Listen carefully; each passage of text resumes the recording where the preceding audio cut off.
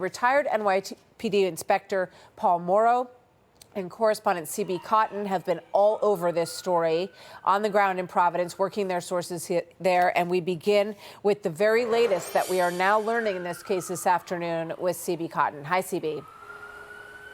Hey, Martha. Well, Brown University parents are now going to have a lot of questions about the timeline shared by investigators that shows the suspect, Claudio Neves Valente, was able to get inside a campus building 2 weeks before the shooting.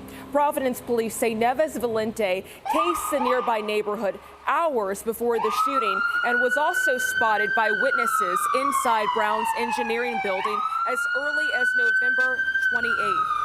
Investigators say as leads came in, they were able to confirm his identity to car rental records in Massachusetts that showed the suspect rented a Nissan sedan with Florida plates that was spotted at the scene of the Brown shooting and at the murder of MIT professor Nuno Loureiro, who was killed inside his home in a Boston suburb Monday night. But investigators say the suspect changed plates between the two crimes, making it harder to track him down. Still, they had his name and discovered he had rented a storage unit in New Hampshire, where video showed the suspect entering the facility but never leaving. And last night, he was found there dead.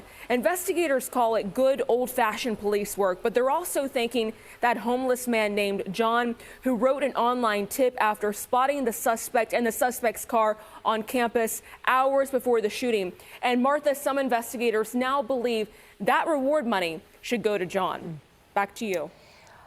What a story. CB, thank you very much. Let's bring in Paul Morrow, retired NYPD inspector, attorney, Fox News contributor, and he joins us again live from Providence, Rhode Island. Paul, great to have you with us. I want to start by playing this because Christina Paxson, the president of Brown University, has had a number of appearances at these news conferences that have raised a lot of questions, frankly, about her leadership at Brown. This is from last night. Watch this. I think we're going to have to look back and say, you know, we don't know how this person got in. We don't know when they came in.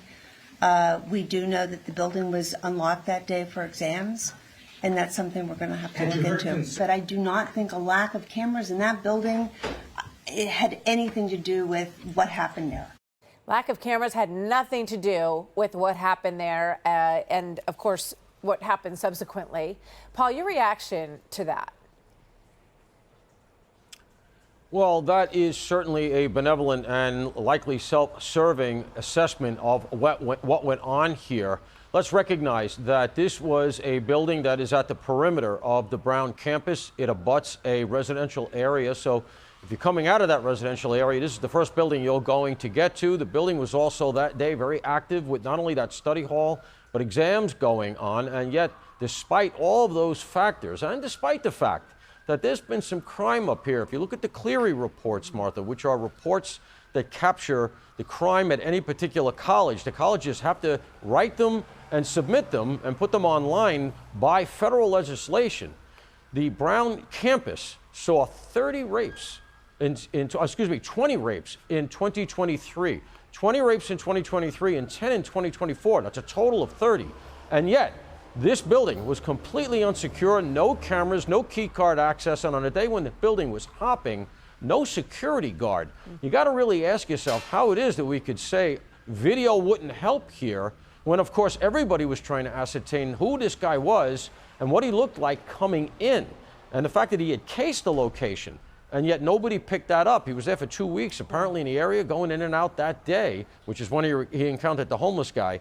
To say that video would have played no part in this, I think, is frankly a gaslight. You know, it raises another question for me, Paul, and tell me what you think of this. But, you know, these are both obviously smart individuals. They both studied at Brown University, and both of them, it appears, may have figured out that this is the one place on campus where you can sleep in the basement and there's no camera that's detecting you coming and going, and you can walk into the building, case it, look at everything, figure out where there are and aren't cameras, and come back a couple of weeks later and do a mass shooting.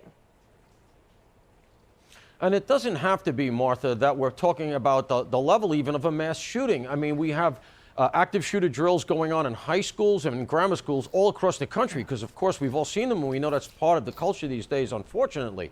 But these Ivy League universities and institutions of higher education seem to somehow believe that they're immune from it. But even taking that off the table, what about things like burglaries, people coming in to harass others, and, of course, homeless people, which at this point is inarguable because the hero of the case, the guy that broke it, turns out to have been living next to the boiler in the basement. Yeah, which they would have picked up on if they'd had cameras. They would have seen people coming in and out of that building and said, "Who's that guy?" Because even though he turns out to be a hero in this case, I don't think that they anticipate that they have people that they don't know about living in the basement.